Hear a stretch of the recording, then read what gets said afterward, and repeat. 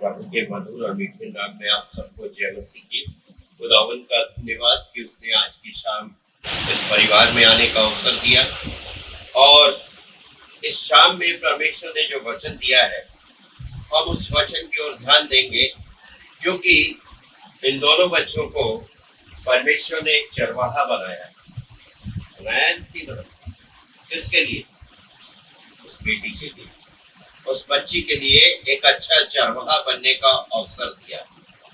अब ये इन दोनों बच्चों पर निर्भर है कि वो कैसी चरवाही करते हैं, कैसे उस बच्चे का पालन पोषण करते हैं, कैसी खुराक उसको देते हैं, उम्दा उम्दा खुराक। क्योंकि एक अच्छा चरवाहा अपनी भेड़ों को क्या देता है? उत्तम से उत्तम ग़िज़ा खिलाता है। क्या आप इस बच्ची को वो उत्तम से उत्तम खुराक दे पाएंगे? अब उसके लिए आपको क्या करना है? उसके लिए आपको अपने परमेश्वर, अपने सृजनहार, अपने रचयिता से विनती करनी है कि वो आपको वो आत्मिक बल दे, आत्मिक बुद्धि दे, आत्मिक जागृति दे, जिससे कि आत्मा में होकर आप इस बच्ची की परवरिश करने पाए। और ये बहुत जरूरी है, क्योंकि जब ये बच्ची आपके बीच में आई है तो अब इसके लिए आपको बिल्कुल एक तरह से शांत वातावरण रखना होगा। दोनों को बड़े नम्र स्वभाव से रहना होगा। उदासीनता को दूर करके, निराशा को दूर करके, सारी उन बातों को जो कि इसके दिलो दिमाग पर बुराई का असर डालती है वो इसके सामने ना होने पाए। सच्चाई है, ठीक है ना? अगर दोनों लड़ते झगड़ते हो तो वो कम करना होगा। दोनों अगर ऊंची आवाज में बात करते हो तो उसको रोकना होगा। ये ध्यान रखना, क्योंकि जो कुछ तुम अब इसे दोगे वही वो ग्रहण करेगी, और बड़े होकर अगर वो उन चीजों को दोहराए तो फिर बुरा मत मानना कि ऐसा कैसे हो गया, हमने तो कुछ इसके सामने किया ही नहीं। ये सच्चाई है बेटा, ध्यान रखना। तो प्रभु यीशु मसीह कहते हैं एक अच्छा चरवाहा, यूहन्ना की इंजील उसका 10वां अध्याय उसकी 1 आयत से और 11 आयत तक यहाँ पर परमेश्वर का वचन कहता है, मैं तुमसे सच सच कहता हूँ कि जो कोई द्वार से भेड़शाला में प्रवेश नहीं करता परंतु किसी दूसरी ओर से चढ़ जाता है वह चोर और डाकू है। भेड़शाला से द्वार से प्रवेश करना बहुत जरूरी है, और उन बातों को हमें अपने जीवन से दूर रखना है जो हमें बुराई की ओर ले जाती है, परेशानी में डालती है, मुश्किल में डालती है, विनाश की ओर ले जाती है। ये ध्यान रखना। और अपने प्रभु यीशु मसीह कहते हैं जो किसी और दूसरे तरीके से चढ़ जाता है, दूसरे रास्ते से चढ़ता है, वो क्या है? चोर और डाकू है।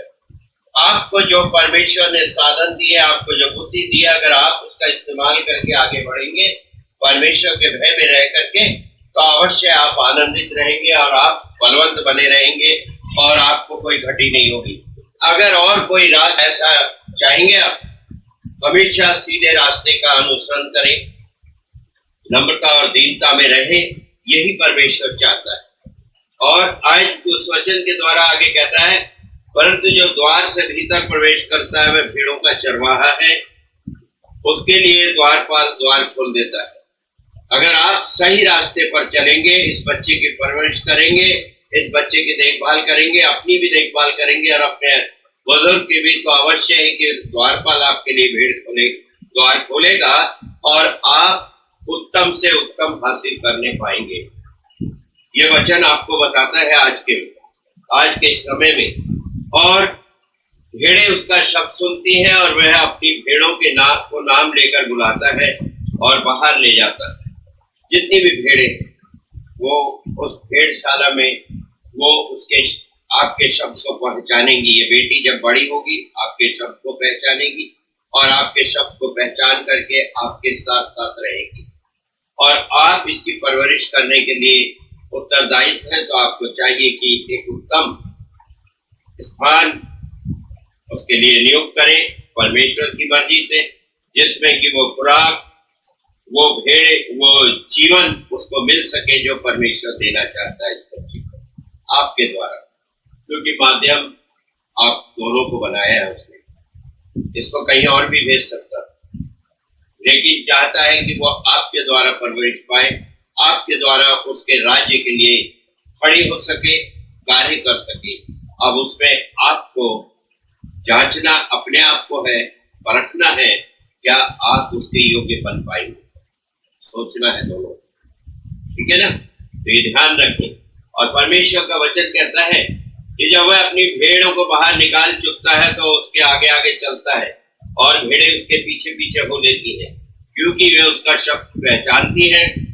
परंतु वह पराई के पीछे नहीं जाएंगी, परंतु उससे भागेंगी, क्योंकि वह परायों का शब्द नहीं पहचानती।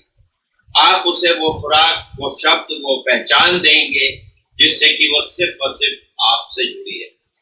इधर उधर ना भटके, इधर उधर ना ताके, इधर उधर ना निराश हो, क्योंकि निराशा इसके जीवन के लिए नहीं है, ये भी ध्यान रखें। परमेश्वर ने इसे आशीषित किया है और ये एक आशीषित बच्ची है, परमेश्वर का भय मानने वाली रहेगी, तो ध्यान रखें। और इसके जीवन से इसकी नहीं, परमेश्वर की मर्जी पूरी होगी। तुम सोचो कि ये तुम्हारी इच्छा पूरी करेगी, नहीं, परमेश्वर की इच्छा पूरी करेगी, तो ध्यान रखना है। ठीक है ना? तो इसलिए संयम रखना, धीरज रखना और परमेश्वर की योजनाओं का सम्मान करना, उसकी युक्तियों का जो इस बच्ची के लिए उसने रखी, यह आपका उत्तरदायित्व। आगे परमेश्वर कहता है कि यीशु ने उससे यह दृष्टांत कहा, परंतु वे ना समझे कि ये क्या बातें हैं जो वह हमसे कहता है। चेले उससे नहीं समझ पाए थे उस समय, लेकिन तब प्रभु यीशु मसीह ने कहा, अच्छा चरवाहा मैं हूं। इसका चरवाहा कौन है? असली चरवाहा वो यीशु मसीह। ठीक है ना? इसका असली चरवाहा यीशु मसीह है, माध्यम आप, और ये उसमें होकर ही परवरिश पाई। और कहता है, मैं तुमसे सच सच कहता हूं, भेड़ों का द्वार मैं हूं। जितने मुझसे पहले आए वे सब चोर और डाकू है, परंतु भेड़ों ने उनकी ना सुनी। द्वार मैं हूं, यदि कोई मेरे द्वारा जीवन भीतर प्रवेश करे तो वो उद्धार पाएगा। हर एक जन जो इस पृथ्वी पर है, जो उसके द्वारा, उसके बातों के द्वारा, उसके ज्ञान के द्वारा, उसकी मर्जी के द्वारा और उसकी सुन करके उस भेड़शाला में प्रवेश करते हैं, वो क्या पाते हैं? जीवन पाएंगे, और वो भीतर बाहर आया जाया करेगा। परमेश्वर का वचन कहता है, यदि कोई मेरे द्वारा भीतर प्रवेश करे तो उद्धार पाएगा। उसके द्वारा उस भेड़शाला में मुझे और आपको प्रवेश करना है। और कहता है कि परमेश्वर का वचन कि वो भीतर आया जाया करेगा और चारा पाएगा। चोर किसी और काम के लिए नहीं आता, परंतु केवल किस लिए आता है? कोई अच्छे काम के लिए नहीं आएगा, चोरी करने आएगा, घर में सेल लगाने आएगा, लूटने आएगा, यही काम है चोर। तो हमें सावधान रहना उन चोरों से भी, जो हमारे घर में नाना प्रकार से कलेश लाते हैं, बुराइयां लाते हैं, आएंगे मीठे बन करके और कलेश और परेशानी का बीज बो करके चले जाए। तो हमें उनसे भी सावधान रहना है। ये ध्यान रखना, जब आप आनंद पूर्वक जीवन व्यतीत कर रहे होते हैं, परमेश्वर की संगति में रह करके परमेश्वर के भय में चल रहे होते हैं, तो लोगों को लगता है यार इनके घर कलेश नहीं हो रहा, ये कैसे आराम से रोटी खा रहे हैं, यहाँ तो बड़ी शांति है। हमारे घर में हम इतना कुछ रख के भी हमारे घर में शांति नहीं है, ऐसा क्यों है? वो अपने कलेश को भूल जाते हैं, तुम्हारी शांति को में विघ्न डालने के लिए तैयार हो जाते हैं। तो ऐसों से सावधान रहना। कोई भी आपके घर में आता है, वेलकम करो, लेकिन अगर वो इधर उधर की बातें, इसकी बुराई उसकी बुराई, तो एक बार को उसको डांट दो, तो भाई कुछ अच्छी बातें हैं, मेल मिलाप की बातें हैं, करो, आपका स्वागत है। अगर यही बातें करनी है तो सॉरी, दोबारा ना आइए, थोड़ी देर बुरे हो जाओगे, बहुत अच्छी बात, लेकिन आने वाला समय आपका आनंद में हो जाएगा, वो विनाश पे पड़ने से बच जाओगे। ये ध्यान रखो और वही बच्चों को सिखाओ। जो कुछ तुम अभी से दोगे ये वो ग्रहण करेगी। और अगर आप परमेश्वर में होके परमेश्वर की आशीष है, परमेश्वर का भय इसके अंदर डालोगे, अवश्य ये परमेश्वर में बढ़ेगी। अगर आप सांसारिक बातों को ज्यादा महत्व देते हुए संसार की उन बातों को इसके जीवन में लाओगे तो फिर ये संसारिक बन जाए। तो अब फैसला आपका है कि आप इसको सांसारिक बनाएंगे या आत्मिक, ये दोनों के ऊपर निर्भर है। संसार में रहो लेकिन संसार के ना हो, संसार के ना बनो, ये बाइबल कहती है। और हमें ये फैसला करना हम क्या बने। आगे प्रभु यीशु मसीह कहते हैं कि चोर किसी और काम के लिए नहीं परंतु केवल चोरी करने और घात करने और नष्ट करने को आता है। मैं इसलिए आया हूं कि वे जीवन पाए और बहुतायत का जीवन पाए। प्रभु यीशु मसीह किस लिए आए? कि हम सब जितने इस पृथ्वी पर हैं, मनुष्य जाति, मानव जाति, चाहे वो किसी भी धर्म को फॉलो कर रहा हो, क्योंकि वो उसने मनुष्य की रचना की है। हिंदू मुस्लिम सिख ईसाई की रचना नहीं की, इंसान बनाया है उसने। और वो पूरी मानव जाति के लिए आया कि पूरी मानव जाति बचाई जाए और कलेश से, विनाश से बचे और एक नया जीवन पाए, अनंत जीवन। तो कहता है कि इसलिए आया कि जीवन पाए और बहुतायत से जीवन देने आया है वो पूरी मानव जाति। क्या हमने उसके इस महत्व को समझा? नहीं समझा है तो हमें जरूर है कि हम इस ओर ध्यान दें कि मेरा पिता, मेरा सृजनहार मनुष्य का रूप लेकर इस सृष्टि में क्यों आया? मुझे बचाने के लिए, पूरी मानव जाति को बचाने के लिए हुआ है, ताकि हम जीवन पाए और बहुतायत से पाए। और बाइबल आगे कहती है, प्रभु यीशु मसीह कहते हैं, अच्छा चरवाह मैं हूँ। अच्छा चरवाह क्या करता है? भेड़ों के लिए क्या करता है? क्या करता है अच्छा चरवाह? प्राण देता है। अच्छा चरवाह अपनी भेड़ों के लिए अपना प्राण देता है। अगर आप किसी को नौकरी पे रखेंगे, भाई मेरी भेड़ों के चरा, तो शेर और उनको आता हुआ देख के, विपत्ति आता हुआ देख करके छुप जाएगा, भेड़ों को नहीं बचाएगा। मुझे क्या लेना देना, मुझे ही फाड़ देगा तो क्या होगा, यही सोच के किनारा कर लेगा। लेकिन प्रभु यीशु मसीह ऐसा चरवाहा नहीं था, उसने अपनी भेड़ों के लिए क्या दिया? अपना प्राण दिया, अपना कीमती लहू बहाया, अपने हाथ पैरों में कीले ठुकवाए, अपने सर पर कांटों का ताज रखवाया, अपनी पसली में भाला खाया उसने, और लहू पानी की तरह बह निकला, जिससे कि वो नदी बह निकली जिसमें मैंने और आपने गुसल पा करके उद्धार पाया, जीवन पाया। क्या वो जीवन हमारे अंदर कायम है? बात यहाँ है।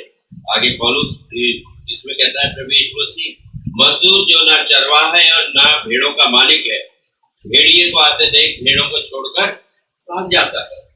मजदूर है वो, लेकिन प्रभु यीशु मसीह मजदूर नहीं है, वो मेरा और आपका सृजनहार है। वो हमें जीवन देने आया, उसने जीवन दिया। और कहता है कि भेड़िया उन्हें पकड़ता और तितर बितर कर देता है, वह इसलिए भाग जाता है कि वह मजदूर है और उसको भेड़ों की चिंता नहीं। मजदूर को भेड़ों की चिंता नहीं है, लेकिन प्रभु यीशु मसीह को अपनी भेड़ों की चिंता है, आज भी है। आज से 2000 साल पहले भी थी और आज भी वैसे ही उसको चिंता है। वो चाहता है कि हर एक जन विश्वास लाए और उद्धार पाए कि यीशु ही मसीह प्रभु है। विश्वास लाए और उद्धार पाए। और कहता है, अच्छा चरवाहा मैं हूँ, मैं अपनी भेड़ों को जानता हूँ और मेरी भेड़ें मुझे पहचानती है। जैसे पिता मुझे जानता है, मैं पिता को जानता हूँ और मैं भेड़ों के लिए अपना प्राण देता हूँ। प्रभु यीशु मसीह ने मुझे और आपको बचाने के लिए अपने प्राण दिए। हम उपवास काल के उस समय में चल रहे हैं और क्या सचमुच इस बार के जो उपवास है, क्या मेरे और आपके जीवन में कुछ परिवर्तन लाएंगे? सोचना, क्या परिवर्तन होगा मेरे और आपके जीवन में? हम क्या निर्णय ले रहे हैं? इस बार के इन उपवास काल में हमने क्या ऐसा निर्णय लिया कि हमारा जीवन बचाया जाए, हम विनाश में जाने से बचे, हम अंधकार से बाहर निकले, या सिर्फ एक रस्म बना कर और हम उसको पूरा करें। रस्म पूरी ना करें, अपने जीवन को उस जीवित परमेश्वर के हाथों में सौंप दें जो हमें विनाश से, कलेश से, परेशानियों से बचाने की सामर्थ्य रखता है। वो आज भी अपनी बाहें फैलाए हमें बचाने के लिए तैयार है। बाइबल में एक कहानी है और हम सब जानते हैं, उड़ाऊ पुत्र की कहानी, जो कि धनवान था एक पिता, उसके 2 बेटे थे। छोटे बेटे ने कहा, पिता मेरा हिस्सा मुझे दे दे, क्योंकि उसके यार दोस्तों ने उसे बरगलाया और वो अपनी दौलत का हिस्सा लेकर के, पिता ने समझाया भी, लोगों ने भी समझाया कि भाई मान जा, नहीं मुझे तो मेरा हिस्सा चाहिए।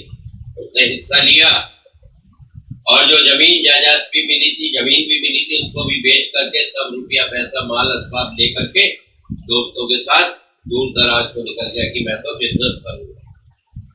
लेकिन वहां क्या हुआ, कोई काम तो आता नहीं था, हुनर हाथ में था नहीं, पढ़ाई लिखाई थी नहीं।